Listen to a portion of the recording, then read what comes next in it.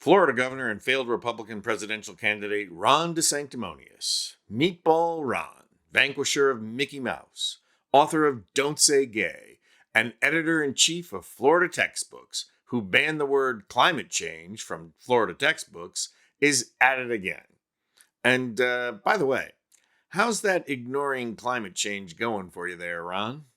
Are you ready to call it a success yet?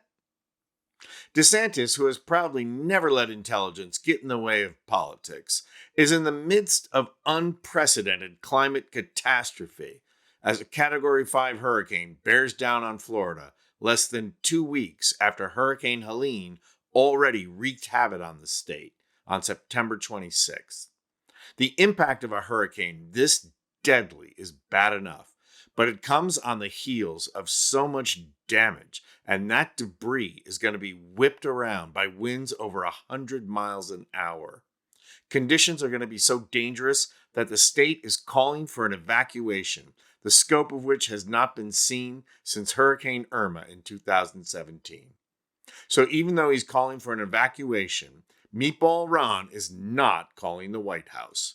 In fact, he's not even taking calls from the White House. This is nothing new for DeSanctimonious, who has tried to make a name for himself by refusing to take federal money. The Orlando Sentinel has reported that in the last couple of years, DeSantis has refused to take $11 billion worth of federal aid, including expansion of Medicaid, lowering fuel emissions, summertime school lunches for poor children, because, after all, they can just pull themselves up by their white bootstraps, right, Ron? Oh, and one other little thing Ron turned down: flood mitigation. This is the kind of far-sighted vision you'd expect from the man whose sole qualification to run for president is, I'm a little smarter than Trump. So in what has to be his most brilliant move of cutting off his nose to spite his face, DeSantis has ducked calls from both Biden and Kamala Harris. NBC News is reporting that Vice President Kamala Harris has been reaching out to Florida Governor Ron DeSantis in preparation for Hurricane Milton hitting land.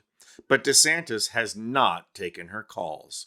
One DeSantis aide who spoke with NBC said that they did not want to take Harris's calls because they seemed political. Kamala was trying to reach out and we didn't answer, the aide added. The aide also said they had no knowledge of DeSantis talking with President Joe Biden, who reached out to the Florida governor last week without success. The grand stupidity of all this has forced DeSantis to respond. In a press conference today, DeSantis had this to say: "No, I didn't know she called me.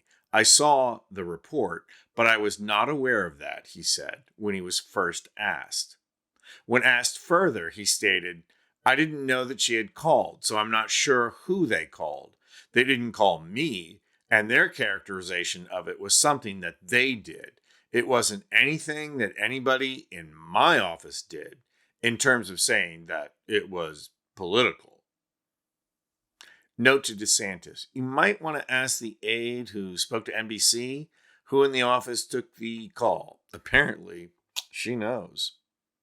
Harris responded by saying, "During a crisis, anyone who calls themselves a leader should put politics aside. People are in desperate need of support right now, and playing political games with this moment, it's utterly irresponsible and it is selfish."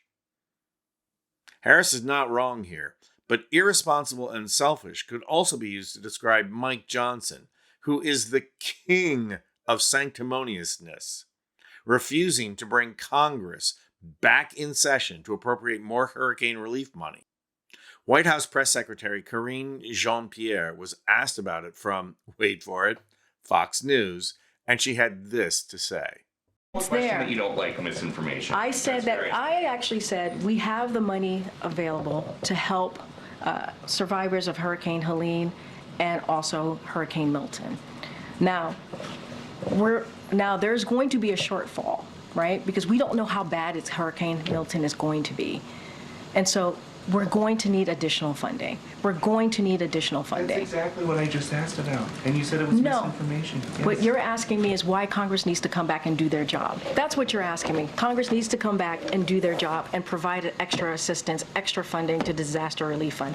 That's what Congress needs to do, and we're going to continue to urge that. You may not want that, but that's okay. That's what this president wants, and that's what the vice president wants. Thanks, everybody.